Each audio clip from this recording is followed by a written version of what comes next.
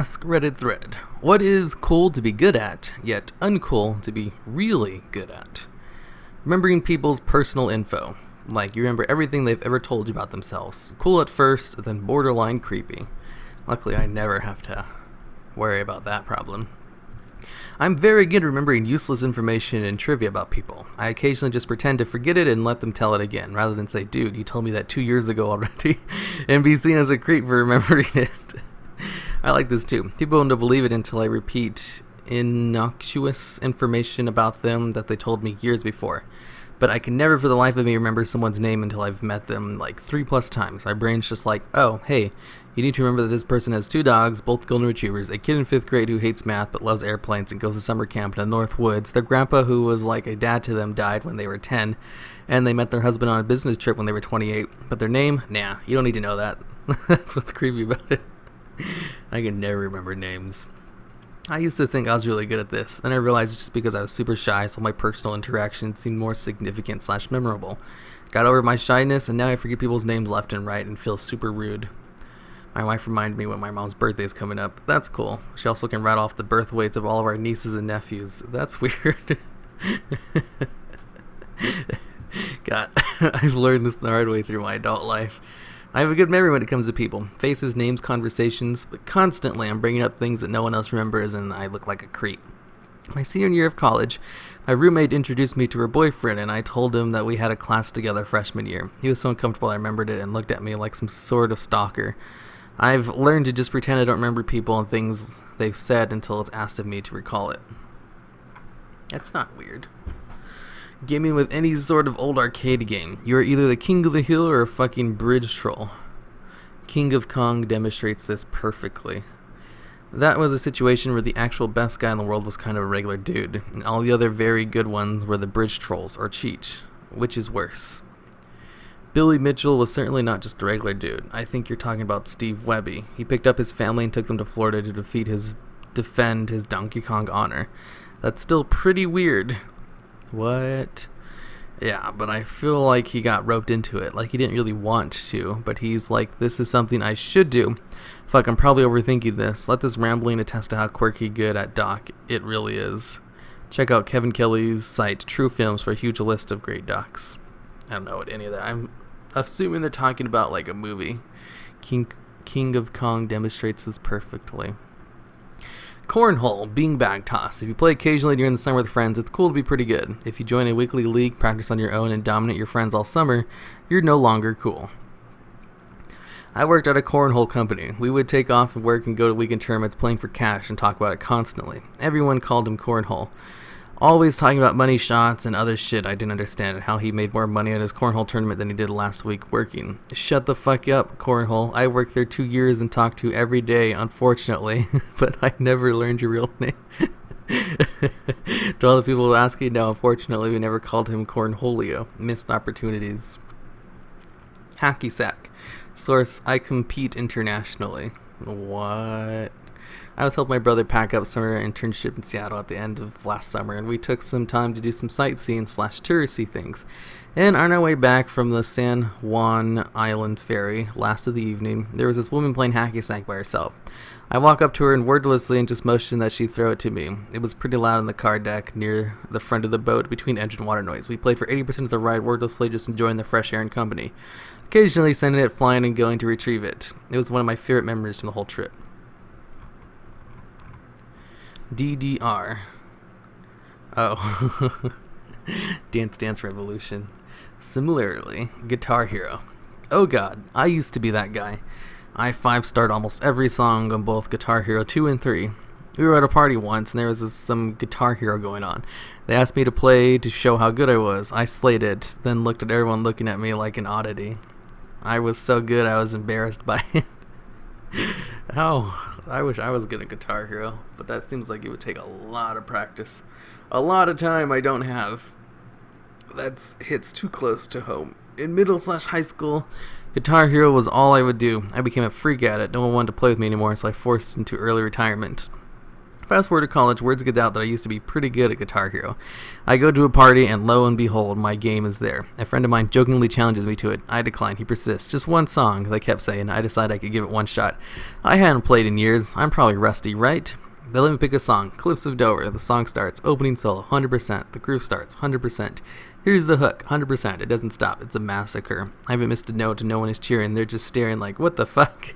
I hear, I'm becoming a monster in front of their eyes. I can't stop. Middle solo, 100%. Hook shots on an octave, 100%.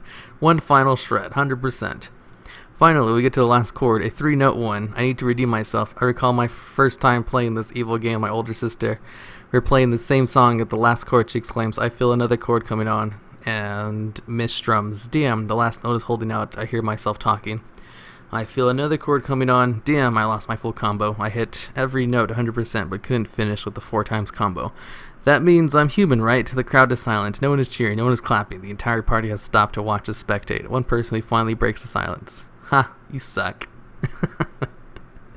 Y'all just awkward. What you should have done is once the song is done, everyone is dumbfounded. You put the guitar down, get up to grab a beer like nothing happened. It's the expectation you have to everyone clap for you that makes it awkward. Grabbing that beer and not giving a fuck makes you badass. Wait, there was once a kid who played DDR at our school's talent show. On one hand, it was terrifically awkward, but on the other hand, it was impressive. He didn't win, though. Cones of Dunshire. It's all about the cones. Wait, what?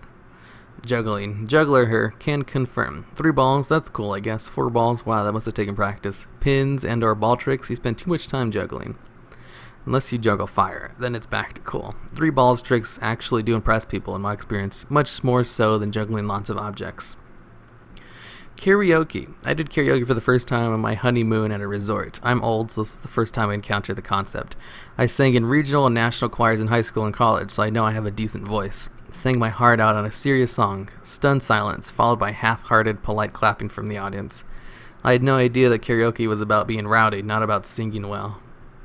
As long as you are not one of those people who go out every night, sing like 10 songs a night, and get pissed at someone for singing a song that you think is only yours to sing. From what I heard, these people are like that. Oh yeah, I think I saw that once. Weird people who takes karaoke too seriously. How about I should probably asterisk that. Weird people who take anything too seriously. There's a dude in NYC that goes to Agent J. He cosplays Men in Black, has a briefcase and props, divulges nothing else about himself, and he turns up to specific karaoke nights just to perform Men in Black songs from each movie. He does so with perfection, even nailing the dance moves. I'd be damned if I'd steal his songs. Okay, that sounds awesome. Oh shit, I think I saw that guy once in Upper West Side. I mean, it must have been right. I remember him being more of an oddity and not really that good, but I'm probably just a hater. You can't remember running into a Man in Black. Seems legit. Oh, that's funny. I blame it on the venue. Bowling. If your bowling average is below 85, you're probably physically handicapped. If it's above 170, you're probably socially handicapped. TLI, I'm physically handicapped. Say, man, we have a family reunion every year when we all go bowling. There's like 80 of us. And shit is a ton of fun. I'm 25 years old in pretty solid shape, who thinks of himself as a good athlete. I bowl like 79 or 65 in 3 games we played. I got outbowled by my 12-year-old cousin. I can't throw the ball straight, and I just really suck. Getting Reddit karma. It means you probably spend a lot of time on Reddit. Ultimate Frisbee. Try explaining how you're a professional Frisbee thrower. Edit. I am. Don't be a Caleb. What? I bet your name is Chad. Croquette. Croquetting. It's, I know that word, I just can't say it. Croquetting. If all the English words were spelled like how they're sounded, were spelled the way they sound. I'm 27, and my husband makes fun of me for being an old lady. But my kids have the cutest hats around, damn it. Magic. The Gathering or stage, because I agree either way. All of it. For example, a card trick in a bar can get some attention from the ladies. But if you're at a pro level and end up pulling a dildo out of her nose, you're just weird. Wait, what? The Gathering or stage? All of it. For my next trick, I'll make this dildo disappear. 52 damage, turn 1 from Goblin, Charbroil Blurch. Pretty cool. Anything seen as nerdy. If you're good at it, hey, that's cool. Popular person. If you're really good at it, hey, easy there, try-hard nerd. I'm a Rubik's Cuber. I'm around 55 seconds. People like it. But if I got much faster, I'd be a complete outcast, I'm sure. Damn, guys. Thanks for the why am I reading edit? Smash Bros. Source, am top level Smash player. All these comments be like, yeah, whoever plays Smash thinks they're top level, but they don't know this is odds. Who is actually ranked top 10 or is 5 for PM Bowser loves it. Oh, he's actually like a pro Smash player. Those guys are crazy.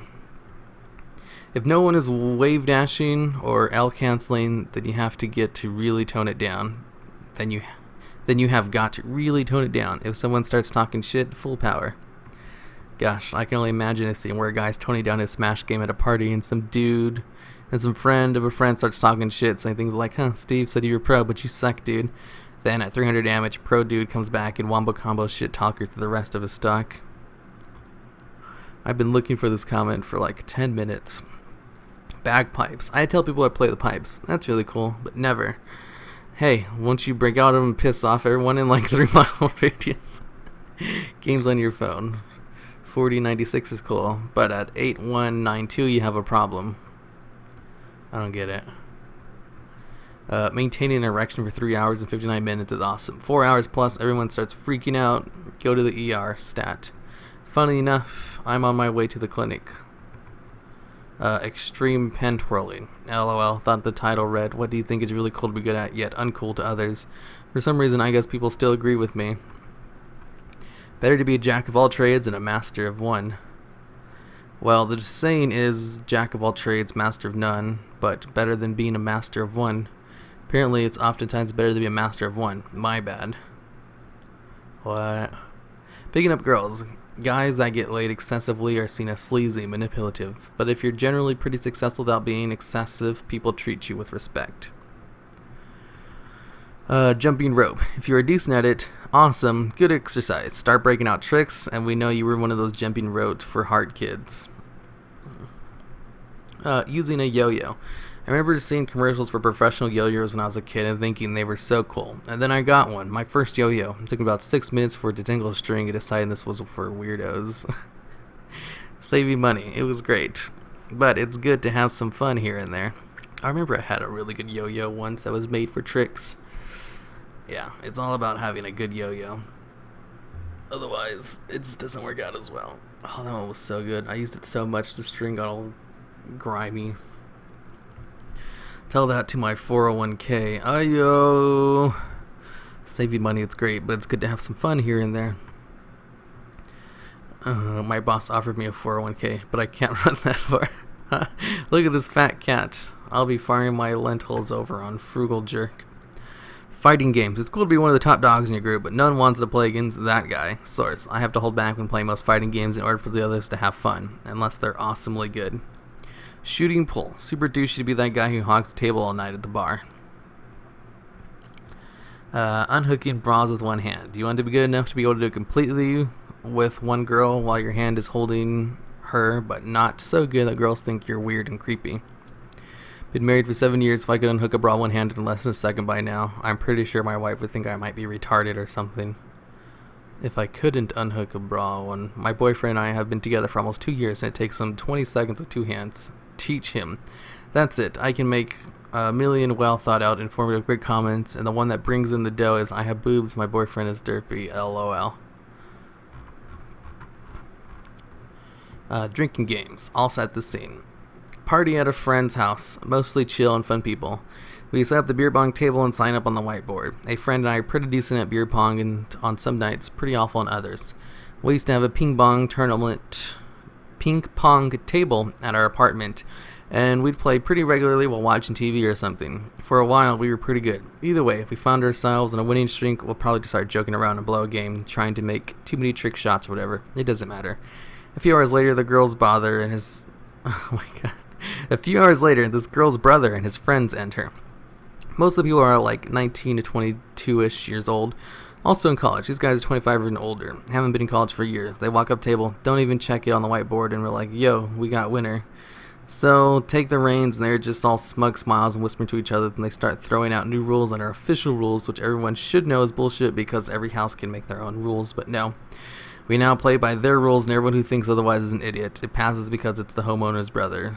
As it turns out, these guys practice daily. They win every game pretty easily. No one is having fun anymore because joking is no longer allowed on the table, and any minor infraction gets you yelled at. They think they cleared the table because they got everyone so drunk by beating them.